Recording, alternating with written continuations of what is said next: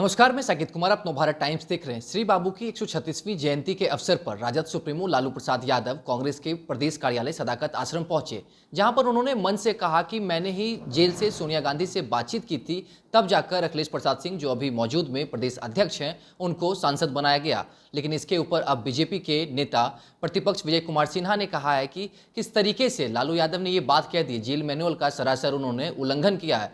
साथ ही साथ लालू यादव को जेल में सुधरने के लिए भेजा गया था, ना कि अयाशी करने के लिए। इन तमाम मुद्दों पर बातचीत करने के लिए हमारे साथ राजद के मुख्य प्रवक्ता शक्ति सिंह यादव हैं। क्या लालू यादव जेल में अयाशी कर रहे थे? ये कौन बोल रहा है? विजय कुमार सिन्हा कह रहे हैं। विजय कुमार सिन्हा जी का डीएनए ही अयासी वाला है। आदरणीय लालू प्रसाद जी ने अपनापन का भाव प्रकट किया।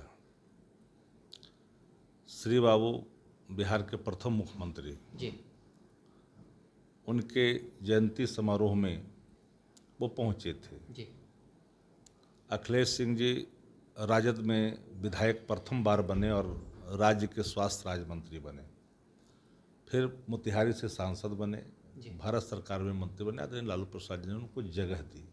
उस समय से ये श्री बाबू की जयंती मनाते रहे हैं। तो जननायकों के प्रति जो भाव श्रद्धा का है, उसको प्रकट करने के लिए आदरणीय लालू प्रसाद जी ने उस कार्यक्रम में पहुंचे थे। और अखिलेश जी शुरू से ही लालू जी से नज़दीक रहे हैं और कांग्रेस पार्टी के सभी वरिष्ठ नेता का पुरातन नाता आदरणीय लालू प्रसाद जी से रहा है। जेल में लालू जी थे, जेल से बाहर आए थे, तो स्वाभाविक है कि बातचीत बाहर आने के बाद तो होती ही रहती है। लेकिन उन्होंने कहा कि जेल के अंदर से फ़ोन किया था मैंने। सवाल वो नहीं उठता है, सवाल सूचना भिजवाया था। जी, जो कोई मिलने जाता था तो सूचना भिजवा दिए होंगे। तो सूचना जब भिजवा दिया गया तो स्वाभाविक तौर पर उनके लिए वो चीज़ें कारगर हुआ। तो उस भाव को अगर सामने रखा तो भाजपा को परेशानी बढ़ गई। जी, भारतीय जनता पार्टी कोई पार्टी नहीं है, नोटोरियस गैंग है। और उस गैंग के सदस्य के रूप में खुद विजय सिन्हा है। विजय सिन्हा तो अपने परेशान हैं। किस बात से? परेशान है पार्टी के जो नव प्रत्यारोपण हुआ है, नेताओं का जो लंपटई संस्कार से ओतप्रोत है, उन्मादी विचारधारा है, धार्मिक उन्माद को परोसना है। न किसान की बात करना है, न नौजवान की बात करना है, न अर्थव्यवस्था की बात करना, न लोकतांत्रिक मूल्यों की बात करना है। संविधान से मतलब नहीं, संवैधानिक व्यवस्थाओं से मतलब नहीं है।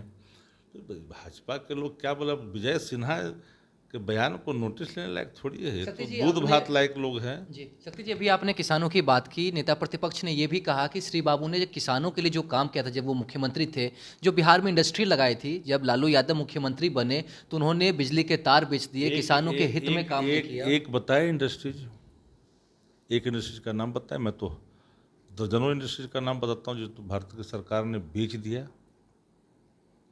गया का होटल किसने बेचा? एक बताए। एक हमारा जो मदर इंडस्ट्रीज था इलेक्ट्रिक का, दो किनके समय में कहाँ गया, बताने की जरूरत नहीं है। रेल बेचा, अरे तो बेचने का तो पूरा उन्हीं के ऊपर जाता है। रेल बेचा, सेल बेचा, तेल बेचा, सब चीज़ों को बेच दिया। जो सब बेच रहे हैं वो आरोप दूसरे पे लगा रहे हैं। भाजपा के अंदर इन दिनों इतनी गुटबंदी है कि कई गुटों में भाजपा बिखराव की स्थिति में है और भाजपा को पता है कि 2024 में कुछ मिलना नहीं है। लालू यादव ने एक चीज़ और कहा कि श्री बाबू के जो काम किए गए हैं बिहार में, जो उन्होंने काम किए, बीजेपी के नेता हैं वो अब उसे भुला रहे हैं। लेकिन इसी के ऊपर अब विजय सिन्हा ये भी कह रहे हैं कि श्री बाबू के जो वंशज थे उनका नरसंहार लालू यादव ने करवाया। श्री बाबू ने कभी धार्मिक उन्माद को स्वीकार नहीं किया, आरएसएस को कभी जीवन में पनपने नहीं दिया। लेकिन उनके वंशज जो कहते हैं कि हम उनके वंशज हैं, उनके उत्पन्न संस्कार पर सवाल खड़ा हो रहा है कि क्या वो श्री बाबू के नीतियों के मानने वाले लोग हैं? नहीं हैं।